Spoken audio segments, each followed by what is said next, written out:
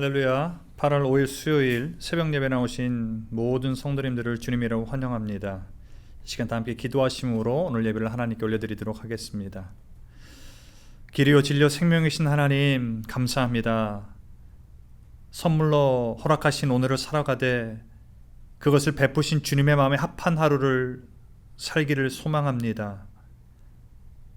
선포되는 말씀이 오늘 우리의 삶에 주시는 하나님의 음성이 되게 하여 주시옵고, 기도의 자리가 주님 앞에 내 삶을 토로하고 새 힘을 얻는 축복의 시간이 되게 하여 주시옵소서. 삶의 주인이신 예수님의 이름으로 간절히 기도드립니다. 아멘. 하나님께서 오늘 우리에게 주시는 말씀은 신약 성경 고린도 전서 1장 26절부터 31절까지의 말씀입니다. 제가 가진 성경으로 신약 성경 264면 즈음에 있는데 제가 읽어드리도록 하겠습니다. 형제들아, 너희를 부르심을 보라. 육체를 따라 지혜로운 자가 많지 아니하며 능한 자가 많지 아니하며 문벌 좋은 자가 많지 아니하도다. 그러나 하나님께서 세상에 미련한 것들을 택하사 지혜 있는 자들을 부끄럽게 하려 하시고, 세상에 약한 것들을 택하사 강한 것들을 부끄럽게 하려 하시며, 하나님께서 세상에 천한 것들과 멸시받는 것들과 없는 것들을 택하사 있는 것들을 패하려 하시나니, 이는 아무 육체도 하나님 앞에서 자랑하지 못하게 하려 하심이라. 너희는 하나님으로부터 나서 그리스도 예수 안에 있고, 예수는 하나님으로부터 나와서 우리에게 지혜와 의로움과 거룩함과 구원함이 되셨으니, 기록된 바 자랑하는 자는 주 안에서 자랑하라 함과 같게 하려 함이라. 아멘. 하나님께서 오늘 우리에게 주시는 말씀을 주 안에서 자랑하라, 주 안에서 자랑하라 라는 제목으로 함께 하나님 말씀 나누고자 합니다.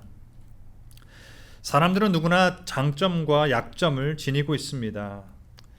스스로 혹은 주위 사람들이 생각할 때 장점이 단점보다 많거나 혹은 그 반대의 경우일 수는 있지만, 장점만 혹은 단점만 가지고 있는 사람은 아마 없을 것이라고 저는 생각을 합니다. 제 주위에도 간혹 저에게 저는 내세울 만한 장점이나 강점은 없고 약점만 있습니다 라고 겸손하게 말씀하시는 분들도 계시지만, 저는 분명 그분들에게서 제게는 없는 훌륭하고 좋은 장점들을 어렵지 않게 발견하곤 합니다. 이렇게 우리는 우리가 가진 장점을 많이금 사용하고 또 그것을 최대한 부각시키고 개발하려고 노력을 하지요. 우리 학교 학생들도 마찬가지고 취업준비생들도 마찬가지고 또 직장에서 또 교회에서 우리가 속해 있는 모든 공동체 속에서 우리는 장점을 부각하고자 노력을 합니다. 동시에 약점은 되도록이면 숨기고 또 다른 사람들에게 보이지 않으려고 또한 애를 쓰지요. 만약에 성도님께서 비즈니스 관련 그런 등으로 누군가를 채용해야 한다고 할 때 가급적이면 장점이 많아서 여러 방면에 다양하게 활용할 수 있는 인재를 기대할 것입니다. 반대로 성도님께서 어떤 일자리를 구해야 하는 위치에 있으시다면 그 역시 나의 이력과 나의 장점을 통해 어필을 할 것이지요. 외모 준수하고 좋은 학벌에 인맥도 있고 또 사회에 끼치는 영향이 있는 가정의 자제라면 아마 그런 확률은 높아질 것입니다. 이것이 우리가 알고 있는 세상의 이치이자 순리라고 많은 사람들이 이야기를 하지요. 그런데 오늘 본문에 사람을 부르는 방식은 이와는 너무나도 상이하게 다르다는 것을 볼 수가 있습니다. 오늘 본문 26절부터 28절에 보니까 하나님께서 주님의 나라를 유업으로 받을 자녀를 부르시는 콜링에 대해서 이야기를 하고 있습니다. 어떤 사람을 부르십니까? 지혜로운 사람, 능한 사람, 문벌 좋은 사람을 부르지 않습니다. 오히려 성경은 보니까 미련하고 약하고 천하고 멸시받고 없는 자를 부르셨다라고 이야기를 합니다. 고린도 교회를 살펴보면 육체를 따라, 즉 세상의 관점으로 본다면 결코 자랑할 것이 없는 대부분의 교인들은 서민, 노예, 천대받던 여성들로 구성이 되어 있었다는 것이지요. 내세울 것 없는 온통 약함투성이들을 부르셨다고 해도 과언이 아닐 것입니다. 그런데 26절에 오늘 형제들아 너희를 부르심을 보라라고 할 때 이 부르심이라는 단어의 의미를 바라보니 하나님께서 아주 주체적이고 적극적으로 동적인 모습이 강조된 단어라는 것입니다. 또한 27절에 하나님께서 세상의 미련한 것을 택하사, 또 28절에도 동일한 택하사라고 하는 반복되는 이 단어 또한 하나님께서 스스로 혼자서 선택하셨다라는 겁니다. 무슨 말이죠? 하나님께서 직접 주도적으로 홀로 하나님의 백성들을 부르셨는데 세상의 신분이나 사회적인 여건에 기초한 것이 아니었다라는 것입니다. 오히려 그 반대로 오직 자비로운 선택에 기초해 하나님께서 그의 백성들을 부르셨다라는 것입니다. 세상은 소수의 학식이 있고 능력이 있고 또 권세 있는 이들에 의해 돌아가지요. 또 그들이 지닌 부와 명예 또 그리고 힘이 세상 모두를 지배한다고 합니다. 설사 그게 사실인다 할지라도 그 무엇으로도 그 자체가 충분한 조건이 되어서 주님의 자녀가 될 수 있는 능력이나 자격을 얻을 수 있는 것이 없다라는 것입니다. 천재는 99%의 노력과 1%의 영감으로 만들어진다, 이런 말 들어보셨죠? 발명왕 에디슨이 한 말입니다. 이게 무슨 말이에요? 이 말의 의미는 무엇일까요? 열심히 땀 흘리는 건 너무 중요하고 또 그것을 뒷받침해 줄 수 있는 자신만의 강점으로 천재가 탄생한다, 이런 말이라고 저는 생각을 합니다. 그렇다면 하나님의 백성이 되는 것은 어떻습니까? 즉 하나님의 부르심을 받는 이들의 자격은 99%의 노력이 아니라 100% 나만의 노력 맞나요? 아니지요. 반대로 100% 부르시는 자의 전적인 은혜에 달려 있다는 것을 우리는 고백합니다. 구약의 하나님의 백성들을 부르시는 또 출애굽 사건을 우리가 기억을 하지요. 이스라엘 백성이 하나님의 부르심을 받았는데 그 하나님의 부르심을 받은 이스라엘 백성들이 거룩한 백성이 된 이유는 과연 장점이 많아서일까요? 구약 신명기 7장 6절과 7절은 이렇게 얘기합니다. 너는 여호와 내 하나님의 성민이라. 내 하나님 여호와께서 지상 만민 중에서 너를 자기 기업의 백성으로 택하셨나니 여호와께서 너희를 기뻐하시고 너희를 택하심은 너희가 다른 민족보다 수요가 많기 때문이 아니니라. 너희는 오히려 모든 민족 중에 가장 적으니라. 그렇습니다. 영원한 생명, 또 하나님의 나라를 간직하는 이 놀라운 하나님의 백성 되는 일에 구약의 이스라엘 백성도 또 지금의 우리의 삶도 또 고린도 교회 하나님의 백성들도 그들의 우리의 이력은 이력이 아니라는 겁니다. 클래스가 다르다는 것이죠. 무슨 말입니까? 이러한 하나님의 백성이 되는 이 부르심은 절대 인간 스스로 이룰 수 없는 주권자의 경이로운 은혜로 이루어질 수 있다라는 것입니다. 또한 하나님은 인간의 사고와 논리로 규정할 수 있는 범주가 아니시죠. 내가 가진 이성이나 지성이나 학식과 이 지식의 틀 속에 하나님의 속성을 가두어놓고 또 그에 따라 우리가 갖고 있는 이 언변으로 마음껏 재단하고 평가하는 이들에게는 결코 보여지지 않는 것이 하나님의 나라입니다. 결국 그것이 그로 말미암아 그들의 지혜 없음을 드러내서 부끄럽게 할 것이다 라고 오늘 성경은 우리에게 이야기를 하고 있습니다. 29절 말씀입니다. 이는 아무 육체도 하나님 앞에서 자랑하지 못하게 하려 하심이라. 아무 육체는 모든 육체이고 모든 육체는 모든 사람을 이야기합니다. 이렇듯 하나님께서는 지혜롭거나 영리한 사람이 아니라 믿는 사람들을 구원하십니다. 또 그렇게 하시면서 인간의 모든 교만을 찌시는 주님의 결심을 오늘 성경은 우리에게 이야기를 하고 있으시죠. 그렇다면 우리의 정체성은 무엇입니까? 다른 말로 하면 우리는 어떠한 진정한 장점을 가지고 있습니까? 30절 말씀은 이렇게 우리에게 말합니다. 너희는 하나님으로부터 나서 그리스도 예수 안에 있고 예수는 하나님으로부터 나와서 우리에게 지혜와 의로움과 거룩함과 구원함이 되셨으니 라고 얘기합니다. 이 말은 하나님 안에 그리스도가 계시고 그리스도 안에 성도가 있고 성도 안에 하나님과 그리스도가 거하고 계신다라는 의미죠. 예수 그리스도로 인해 지혜가 있고 그 지혜는 의로움과 거룩함과 구원함이 가능하게 되어진다라고 분명히 성경은 우리에게 말하고 있습니다. 자랑거리는 나의 장점은 결코 내 안에서 발견하거나 찾을 수 있는 것이 아니라는 것이죠. 오직 예수 그리스도 안에서만 발견 가능하다는 것입니다. 세상적인 지혜와 인간의 사고와는 완전히 다른 부르심을 뜻하기도 합니다. 하나님 앞에서 아무도 자랑하지 못하게 하려 하셨는데 앞에 29절에 보니까 또 31절은 이렇게 이야기합니다. 기록된 바 자랑하는 자는 주 안에서 자랑하라 함과 같게 하려 함이라. 이게 무슨 말이죠?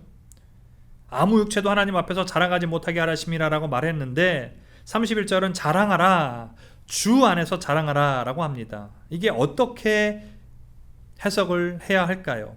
이 29절과 31절을 이어주는 30절에 그 키가 있습니다. 원문에는 있지만 우리 한국어 성경에는 빠진 단어가 있다면 접속사 그러나 라고 하는 단어입니다.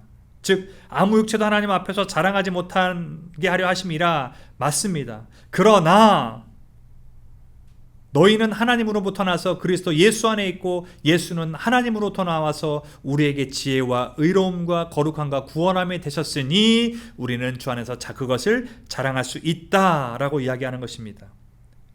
나는 세상에서 소중하게 여기는 것들을 가지고 있어서가 아니라 예수 그리스도라는 풍요와 부요를 누리고 있으니 이 모든 것을 베푸시고 책임지시는 예수님을 자랑해야 한다라는 말씀이시지요. 그리고 그 하나님은, 그 예수님은 오늘도 우리의 삶 가운데 은혜 위에 은혜를 베푸시는 주님이십니다. 구약성경 예레미야 9장 23절부터 24절은 이렇게 이야기합니다. 여호와께서 이와 같이 말씀하시되 지혜로운 자는 그의 지혜를 자랑하지 말라. 용사는 그의 용맹을 자랑하지 말라. 부자는 그의 부함을 자랑하지 말라. 자랑하는 자는 이것으로 자랑할지니 곧 명철하여 나를 아는 것과 나 여호와는 사랑과 정의와 공의를 땅에 행하는 자인 줄 깨닫는 것이라. 나는 이 일을 기뻐하노라. 여호와의 말씀이라. 아멘. 아무것도 자랑할 수 없는 인간, 그것은 다른 말로 하면 오직 자랑할 것은 주 안에서 자랑할 수 있다라는 것이고, 또한 그것을 다르게 이야기하면 오직 자랑할 분은 내 안에 예수 그리스도 한 분이시라는 겁니다. 아멘이시죠? 고린도전서를 이번 달부터 우리가 살펴보면서 이 고린도 교회는 하나님께서 주신 많은 은사를 가진 참 축복받은 공동체였습니다. 그러나 동시에 세상의 문화와 사상이 이 고린도 교회의 문턱을 넘어서 그로 인해 교회의 기준이 흔들리는 연약함을 보인 공동체이기도 했다라는 것입니다. 이 고린도 지역은 항구 도시로서 많은 번영과 풍요를 경험한 곳이었습니다. 하지만 그로 인해서 타락한 삶의 모습이 가득했던 곳이기도 했습니다. 그래서 그 당시에 정도가 너무 심해서 방탕한 삶을 사는 사람들을 가리켜 헬라인들이 마치 이렇게 고린도인처럼 살아간다라고 부르기도 했다라는 것이지요. 너무 심한 방탕한 삶을 사람들을 빗대어 고린도인처럼 살아간다라는 말은 그들에게 결코 칭찬이 아니었습니다. 그 안에 믿음의 교회가 세워졌는데 바울은 지금 세상 사람들이 그들의 지혜와 능력을 그 고린도 사회에서 마구마구 자랑하며 드러내서가 아니라 교회 안에서 똑같이 그것들을 잘못 자랑했기 때문에 오늘 이 말씀을 하고 계신 것이지요. 고린도 거리, 또 많은 인간의 언변들이 탁월하다고 나타나지는 강연장에 만연되어 있는 이 세상의 지혜, 그 속에서 바울의 외침은 무엇이었습니까? 또한 저와 우리 성도님 살아가는 이 시대 또한 세상의 죄로 포장된 죄된 모습이 상당히 많은데 그 속에서 우리의 외침과 자랑은 무엇입니까? 사랑하는 성도 여러분, 우리의 삶 속에서 잘 한번 생각해 볼 필요가 있습니다. 하나님을 떠나서 교회는 의미가 없지요. 교회는 예수님 안에 있습니다. 그리고 예수 그리스도는 교회의 지혜이시고 그 지혜는 의로움과 거룩함과 구속함의 유일한 원인이 되어집니다. 아멘이시죠? 그래서 우리의 존재는 예수 안에서 우리를 구원하신 하나님의 은혜 때문에 가능합니다. 세상 기준의 자랑거리가 아니라 세상의 어떤 것으로도 할 수 없는 것을 이루신 이를 자랑하는 것, 그것이 우리의 사명인 줄로 믿습니다. 이 시대 속에서 교회를 바라보는 세상의 시선을 한번 기억해 보시길 바랍니다. 고린도 교회와는 달리 지식이 없거나 명예와 가진 것이 없는 자들만 모여있지 않습니다. 그래서 그때와는 우리가 다르다 이렇게 말할 수 있을까요? 아니지요. 우리의 공로, 우리의 업적, 우리가 한 일에 대해서 말하고만 있다면 오늘날 우리는 이 시대의 고린도 교회의 문제점을 가지고 있는 것입니다. 오늘 우리가 자랑해야 할 것은 우리가 가진 것이 많거나 우리 손에 붙들린 것이 많거나 우리의 삶에 이루어지는 것이 많아서 그것을 자랑하는 것이 아닙니다. 우리가 자랑하는 것은 우리의 갖지 못한 열등감도 아니고요. 오직 교회의 주인은 예수님이시고 그 예수님의 은혜로 우리가 이곳에 있음을 깨닫고 그 주님만 자랑하는 것, 이것이 우리의 사명인 줄로 믿습니다. 아무 육체도 하나님 앞에서 자랑하지 못하게 하라 하심이라. 세상의 어떤 것도 하나님의 나라 백성 되는 충분 조건이 될 수 없습니다. 오직 예수 그리스도, 그분을 믿는 믿음, 그 또한 은혜로 주어지는 그것을 경험한 자들에게 주시는 하나님의 선물이기도 하지요. 이 힘든 세상 속에서 오늘을 살아가는 믿음의 형제자매 여러분, 오직 우리의 자랑은 예수님이시고 그분의 은혜로 오늘 이곳에 있음을 고백하시며 주님만 자랑하는 오늘을 살아가시는 모든 믿음의 형제자매 되시기를 주님의 이름으로 축원합니다. 아멘. 이 시간 두 가지 기도 제목을 놓고 함께 기도한 후에 개인 기도로 나가기를 원합니다. 첫 번째 기도 제목은 이것입니다. 믿는 자의 자랑은 나의 지식, 나의 명예, 물질, 권력이 아니라 하나님 나라 백성으로 부르신 그리고 그 일을 온전히 직접 이루어 주신 예수 그리스도입니다. 오늘 내 삶의 모든 영역에서 예수님만을 자랑하는 진정한 제자의 삶을 살게 하여 주옵소서. 기도하시기 바랍니다. 또한 두 번째 기도 제목은 계속되는 코로나19 바이러스의 확장과 또 많은 고통받고 있는 믿음의 지체들과 수많은 사람들을 바라보며 기억하며 하나님, 이 삶 가운데서도 모든 온 세상을 주관하시는 하나님의 주권을 믿고 고백하오니 하나님 이 땅을 고치시고 회복시키시고 하나님께로 돌이키게 하여 주시옵소서. 그날이 속히 오게 하여 주시옵소서. 이 두 가지 기도 제목 놓고 함께 기도하신 후에 개인 기도로 나가도록 하겠습니다. 기도하겠습니다.